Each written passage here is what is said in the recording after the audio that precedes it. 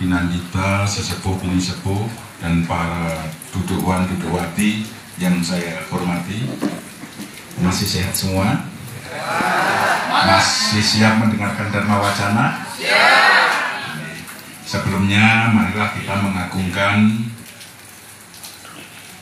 Tuhan Yang Maha Esa, para Mahadi Buddha dan para Batara yang Buddha, agar paripurna acara ini tidak ada satu halangan dan kita mendapatkan waranugraha dari Tiratana atau Sang Hyang Trimurti.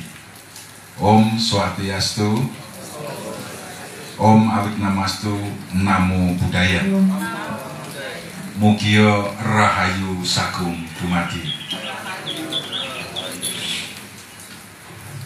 Bapak Ibu yang saya hormati, jadi di sini kalau episode dari awal, pertengahan, dan akhir, pasti akhir ini cita rasa karsa kita sudah mulai melemah,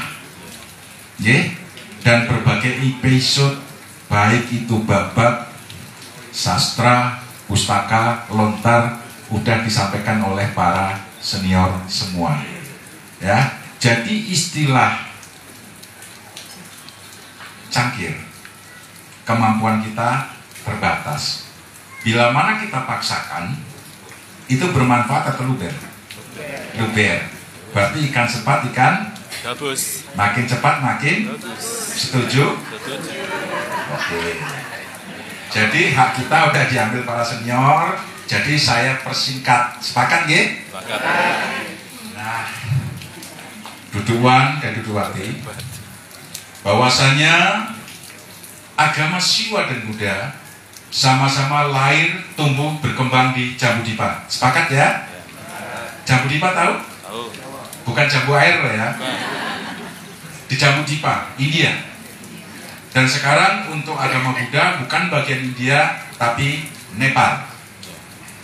Ya, selama kurang lebih 45 tahun manusia Siddhartha Gautama yang telah merealisasi tingkat kebudayaan ini membabarkan ajarannya ke seintero jagat Jambudvipa, sehingga nyampe ke Nusantara, berkembang pesat pada abad keempat di Kalinggapura, di Mataram Purba, terus dibawa ke dinasti Isana oleh Empu Sindok, ke Jenggala, Panjalu, Kediri oleh Mapanji Prabu Jayadaya. Habis itu berkembang lagi di era Tumapel, berkembang di Singosari, dan berkembang pesat di Wilwatirtapura atau Majapahit. Nah, perlu Bapak Ibu pahami, sebelum berkembang di Pulau Jawa dan Bali, kami patut menyombongkan diri ya, bahwasanya ajaran Buddha Dharma ini berkembang dulu di Pulau Swarnadipa, Pulau Andalas. Nah, ini yang kurang dipahami oleh para semeton Sami. Makanya walaupun kami berkulit hitam, pakaian kucel, kami tetap menghormati leluhur kami yang ada di Pulau Jawa dan di Pulau Dewata. Kami sowan untuk mengambil kembali ajaran leluhur yang orang Jawa dan Bali simpen sekarang ini, dan hal ini harus dikembalikan kepada putra pewarisnya, orang Sumatera. Sepakat Pak? Bahwasanya yang mulia Wajraguru Yogitan itu pasti berhutang karma sama kami. Mohon maaf. Mohon maaf. Karena pada abad 9 Masehi, yang mulia Atista Dipankara dari Benggala berguru di Swarnadipa di bawah bimbingan Mahaguru Dharmakirti, sehingganya ajaran ini dikembangkan di Jawa, kembali ke India, dikembangkan di Nalanda Mahavira, Bihar. Setelah itu ajaran dibawa ke Tibet. Di Tibet inilah oleh yang mulai dari lama ajaran Buddha Dhamma, Siwa Buddha atau Buddha Jawa ini berkembang pesat di Pulau Bumi Salju. Untuk itu saya pernah baca suatu artikel, bahkan yang mulai dari lama ke-14 tidak berani menghadapkan kakinya sewaktu istirahat ke bumi Suwarna Dipa. Dan mungkin yang mulia Yogitan pun bersikap sama. Aklus untuk bumi Sumatera. Jadi untuk itu mungkin yang mulia Wajraguru Yogitan membalas karma bahwasanya ajaran ini berasal dari leluhur kami, dititipkan di Tibet. Beliau datang ke sini untuk mengembalikan harapan kami. Nah, di sini kita sudah banyak pembicara. Semua itu guru saya, semua senior saya, dan di sini tidak ada maksud saya untuk menggurui, karena saya sendiri hanya seorang siswa, hanya berbagi pengalaman atau sharing. Bahwasanya siwa merupakan manifestasi kebenaran tertinggi. Tidak beda dengan Buddha. Ya, Buddha ini merupakan sosok yang telah mencapai tingkat kesucian tertinggi, kesadaran, kesempurnaan. Bahwasanya kita adalah Buddha, Anda adalah Buddha. Dan Buddha-Buddha terkecil ada di diri Anda. Bagaimana kita bisa menyempurnakan cita, rasa, sabda, karsa kita agar kembali murni, kembali ke kesadaran tertinggi. Itulah siwa Buddha. Mungkin para sedulur, para semeton bertanya, kenapa komunitas kita dikasih nama Buddha Jawi? Di sini yang suku Jawa angkat tangan. 1, 2, 3, 4, 5, 6. Saudara yang kualat kena kutuk pasu semua. Karena orang Bali itu semua keturunan orang Jawa. Angkat tangan maksudnya. Okay. Setelah Wilmatik Tapura pada abad 15 diinvasi oleh Kesultanan Demak Bintoro, para Sulinggi yang masih cinta kepada Dharma, baik siwa Buddha, mempertahankan ajaran itu nyampe ke Blambangan, Banyuwangi, dikejar lagi, nyebrang ke Pulau Dewata, dikejar lagi, nyebrang ke Lombok. Berarti kulit, daging, otot, sumsum Anda apa? Jawa ya? Nah, makanya jangan berani sama orang Jawa, kualat nanti. Okay? Jawa itu tahu artinya Jawa? Belum. Jawa itu ngerti. Jawa itu paham. Jawa itu sadar. Kalau orang telah mengerti asalnya, mengerti lakunya, pasti akan tahu tujuan kembali.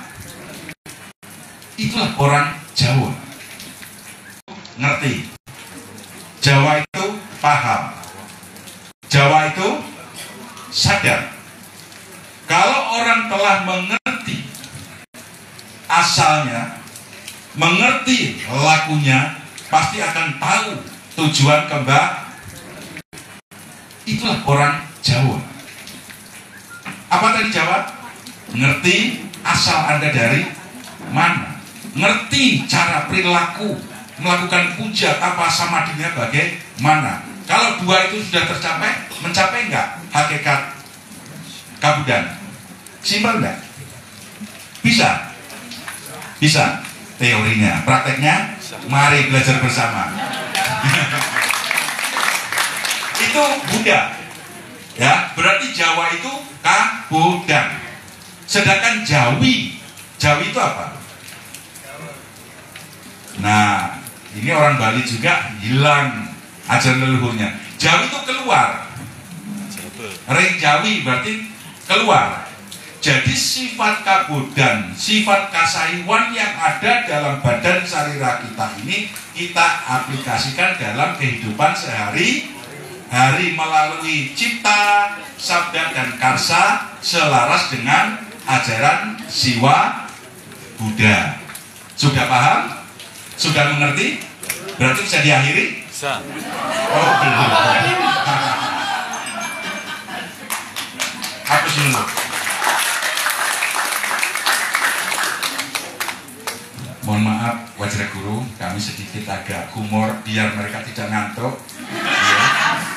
Ya. Karena kalau ngantuk, apapun yang disampaikan mereka akan terlena.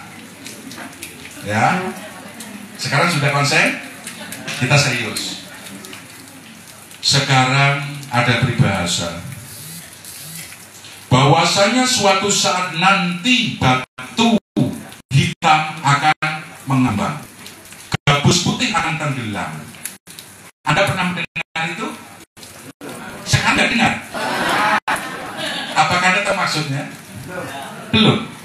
Masuk akal nggak? Batu hitam akan mengambang. Nggak masuk akal.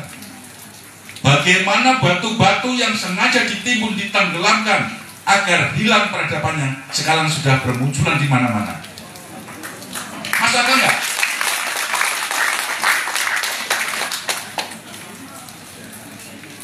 Juru Makuti yang selalu dipersekusi, yang selalu dimusuhi, tegak berdiri berdaulat walaupun hanya seorang bareng. Bagaimana Anda sebagai kesatria-kesatria Bali ini tergugah tidak? Kasih aku dulu untuk mampu.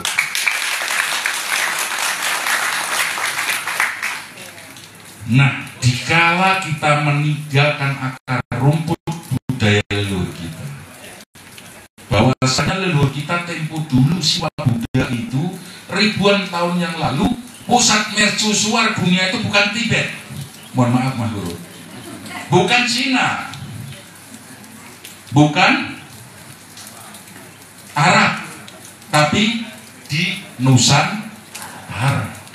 Kenapa saya nyatakan seperti itu? Abad keempat Masehi, Wahyen dari Tiongkok datang ke Jawa Dipa dan Sumatera. Isting datang ke Jawa dan Sumatera. Mohon maaf tidak di Bali ya, Jawa dan Sumatera. Bila mana di India belum ngerti cara pembangunan candi, di Tibet adakah? Di Arab adakah? Di Cina adakah? Bangunan mercusuar dunia itu ada di mana? Di Indonesia. Kalian lupa bangsa leluhurmu itu orang hebat yang luar biasa. Makanya dibuka dalam negara Kertagama atau desa Warnana. Bahwasanya leluhur Anda itu orang hebat semuanya. Sehingganya datang kaum yang tidak menyukai itu, akar rumputnya ditenggelamkan. Sehingganya kita inilah jadi bangsa yang kehilangan jati diri. Jadi nggak ada yang tahu itu apa Radite, Somo, Buddha, Respati, Sukro, Tumpak, nggak ngerti. Ngertinya Senin, Selasa, Rabu, Kamis, Jumat, Sabtu, Minggu. Itu semua distorsi, itu semua pembodohan dan kita tidak sadar. Apakah Anda sekarang sudah sadar? Belum. Sudah. Ngomong belum. Sudah. Nggih. Ini. Nah, ironis lagi seperti Jero Mangku Indra, Romo, apa korelasinya antara ajaran Siwa Buddha yang berkembang di tengah masyarakat? Ini orang Jawa yang keblinger, yang kehilangan jati dirinya sangat akut. Jero. Orang Jawa jangan ikut-ikutan Romo Budi pakai udeng itu punya orang Bali. Jangan pakai jarit, itu orang Bali. Jadi kalau sembahyang yang kehilangan jati diri sebagai umat Buddha, saya nggak malu menyatakan, saya jujur. Mereka pede dengan celana pendek, dengan legging, dengan daster, dengan baju tidur. Coba yang semeton Buddha, lihatlah saudara muda kita mendengarkan simak rama, berbusana rapi, duduk dengan baik, seperti putra-putri sang Bagawa. Lihat indah enggak? Rapi enggak? Indonesia lebih terkenal mana dengan Bali di dunia internasional? Bangga dong, Bali Kasablos. Inilah yang menjadi sumber inspirasi bagi sedulur-dulur semuanya. Jadi mari kita beragama Siwa Buddha tetap mengusung adat budaya Nusantara. Umat Buddha jangan kecina-cinaan, Umat Buddha jangan ke Tibet-Tibetan, umat Buddha jangan ke Thailandan. Tetap kita serap inti ajaran agama, kita pertahankan adat budaya leluhur kita yang adiluhur. Sepakat? Hapus lah. Sudah selesai belum? Sudah. Karena saya takut nanti 5 minutes. Sedikit saya bisa belajar bahasa Bali. Itu bahasa Inggris ya. Nah di sini, ini mohon maaf ya, Wajraguru dan para Pinandita dan para Sulingge, karena kita bisa membaca situasi mereka sudah cukup lelah. Yes. Jadi kalau diajak bercanda ini kayaknya fresh kembali ya. Intinya kami sowan ke Pulau Dewata. Kami ini dari Pulau Dewata. Karena apa? Jawa itu yaitu Jawata. Karena orang Jawa meninggalkan adat budaya Siwa Buddha, Jawata pindah ke taksunya, pindah ke. Makanya saya kesini, izinkan nanti saya ambil taksunya. Saya kembalikan ke Pulau Jawa dan Pulau Sumatera agar ajaran Siwa Buddha cemerlang dan menjadi baik kembali.